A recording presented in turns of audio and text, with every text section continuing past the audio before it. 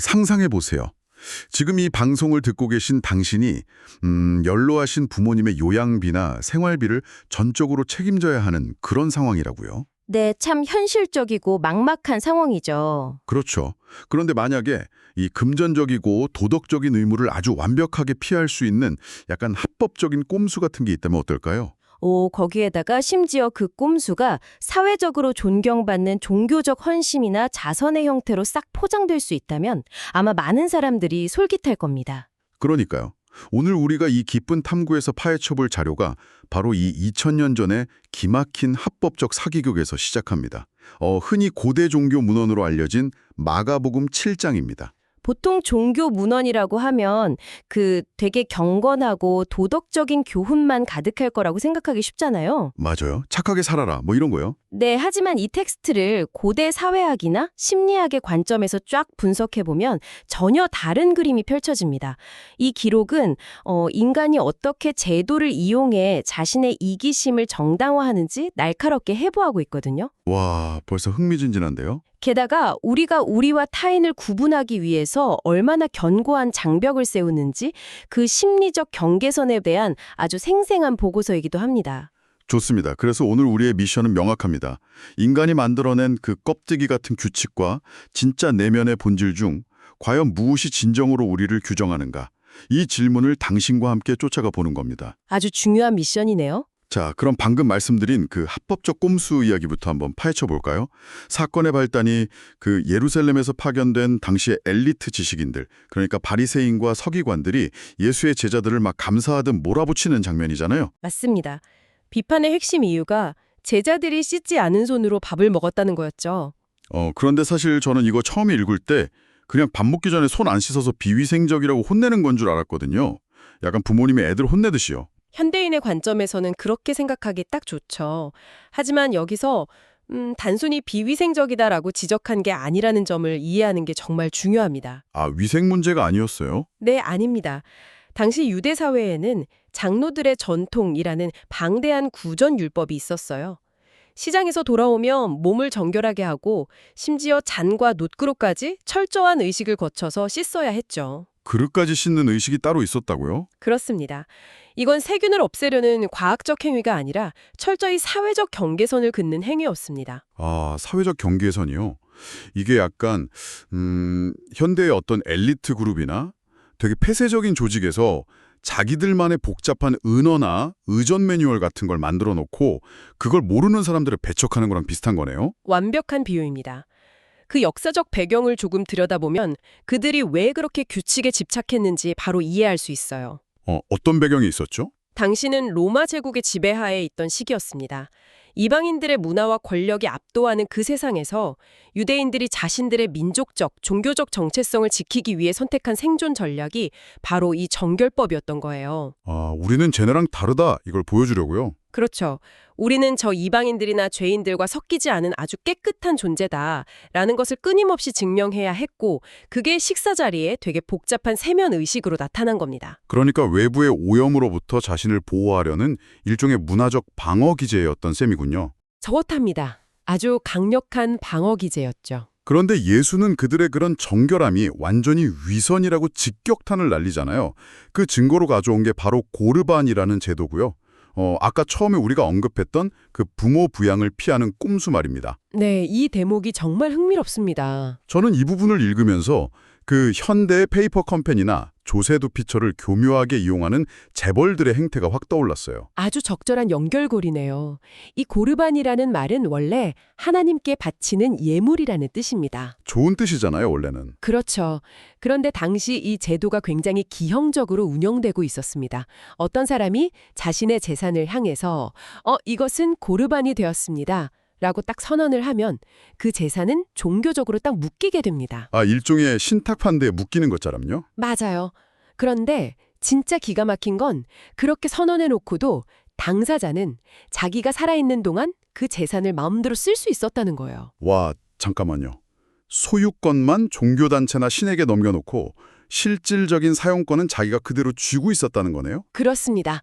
진짜 문제는 부모가 가난하거나 병들어서 자식의 도움이 절실하게 필요할 때 발생합니다. 아, 설마 돈이 없다고 오리발을 내미는 건가요? 네, 자식이 어머니, 아버지, 제가 진짜 도와드리고 싶지만 제 재산은 이미 고래반이 되어서 드릴 수가 없습니다. 이렇게 말해버리는 거죠. 와, 진짜 악질적이네요. 더 놀라운 건 종교 지도자들은 오히려 그것을 훌륭한 신앙이라고 합법적으로 인정해 주었다는 겁니다. 결국 종교적인 헌신이라는 가장 거룩해 보이는 포장지로 자신의 그 끝없는 탐욕과 이기심을 정당화한 거군요. 제도의 루포를 완전히 악용한 거네요. 한 걸음 더 나아가서 인류 역사상 가장 급진적인 심리학적 통찰을 제시합니다. 급진적이라고요? 어떤 부분에서요? 밖에서 사람의 몸 안으로 들어가는 물리적인 음식이나 먼지가 사람을 더럽히는 것이 아니라 사람의 내면, 즉 마음에서 나오는 것들이 사람을 더럽힌다는 선언이죠. 아, 텍스트에 나열된 그 악의 목록들 말씀하시는 거죠.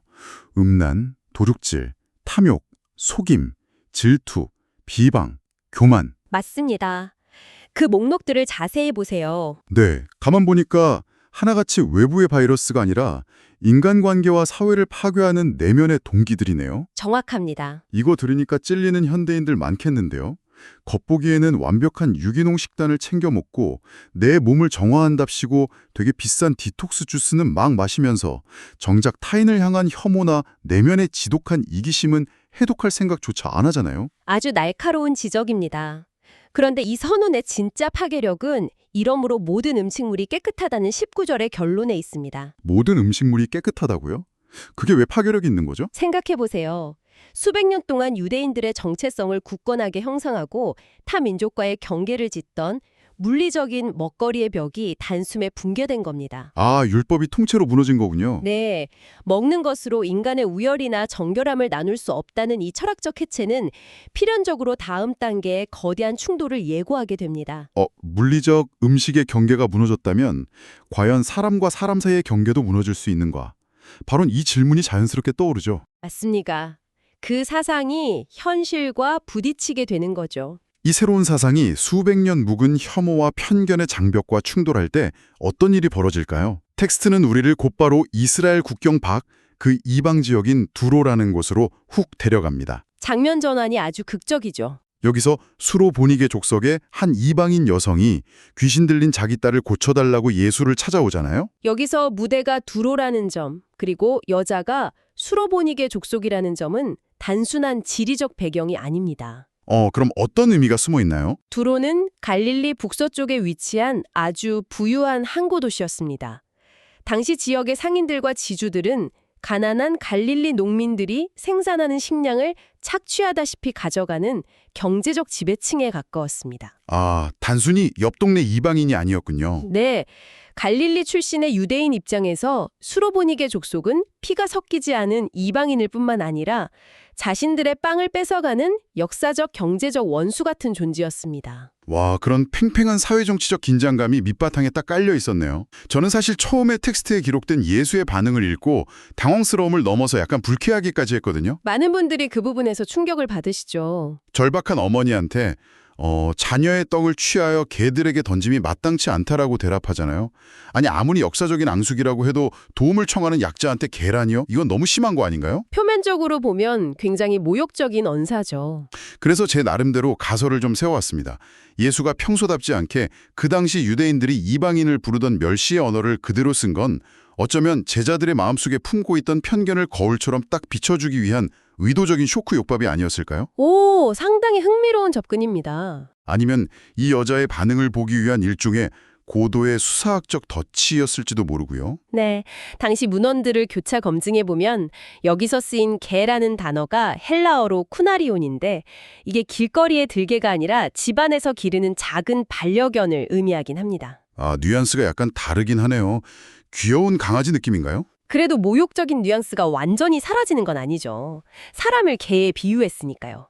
하지만 어떤 의도였던 간에 이 대화의 주도권과 스포트라이트는 이제 그 거절의 폭력을 마주한 여성에게로 완전히 넘어갑니다. 맞아요. 이 절체절명의 순간에 이 여자가 보여주는 대응은 진짜 수사학과 논리학의 관점에서 봐도 진정한 마스터 클래스입니다. 네, 대처가 아주 기가 막히죠. 여자의 대답이 진짜 대박이잖아요. 주여, 올소이다마는 상 아래 개들도 아이들이 먹던 부스러기를 먹나이다. 맞습니다. 아주 놀라운 대답이죠. 보통 이런 모욕을 들으면 아니 어떻게 그런 심한 말을 하느냐면서 방어적으로 화를 내거나 아니면 자존심 다 굽히고 그냥 살려달라고 매달리기 마련이잖아요. 그게 일반적인 인간의 반응이죠. 그런데 이 여자는 분노라는 감정적 함정에 빠지질 않아요. 상대의 프레임을 깨부수려고 싸우는 대신에 그 프레임 안으로 쑥 들어가서 논리를 완전히 뒤집어 버립니다. 바로 그 부분이 핵심입니다. 상대방이 제시한 비유의 전제, 그러니까 자녀와 개라는 구도를 쿨하게 인정해버립니다. 멘탈이 진짜 갑이네요. 하지만 동시에 그 비유 안에 숨겨진 치명적인 빈틈을 찌르죠. 좋다. 내가 당신들 식탁의 정식 멤버가 아니라는 건 인정한다.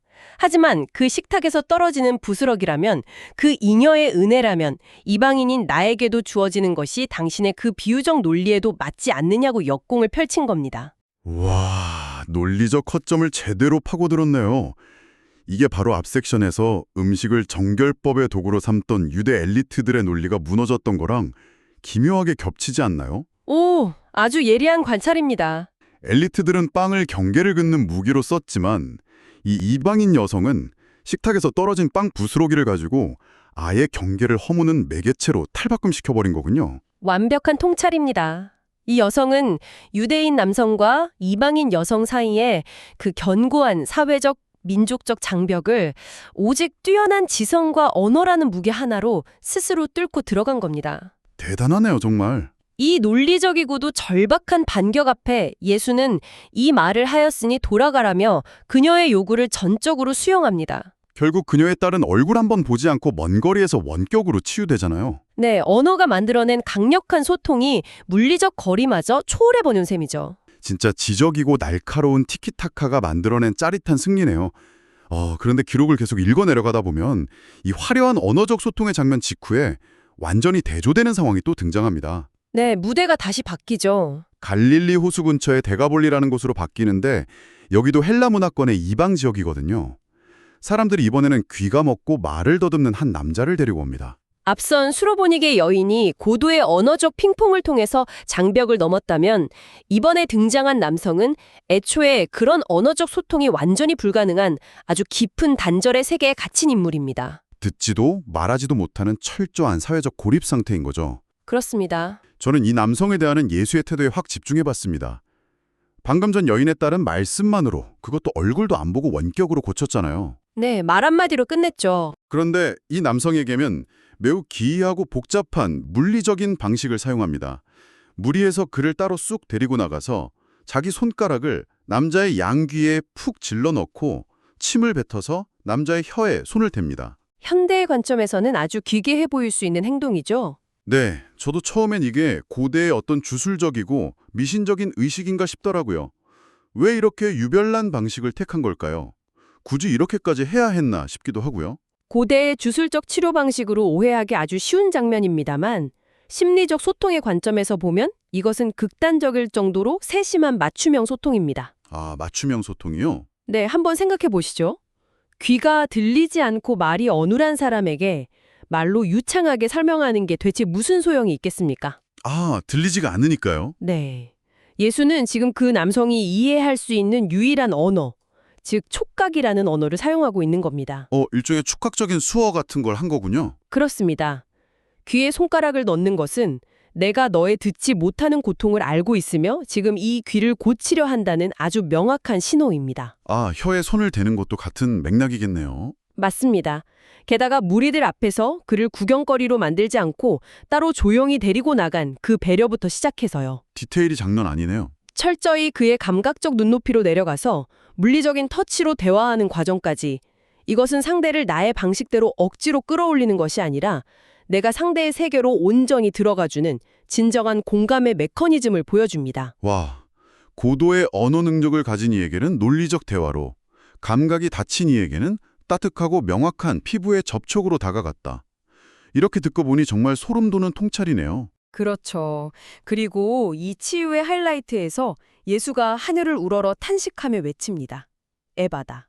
번역하면 열리라는 뜻이죠.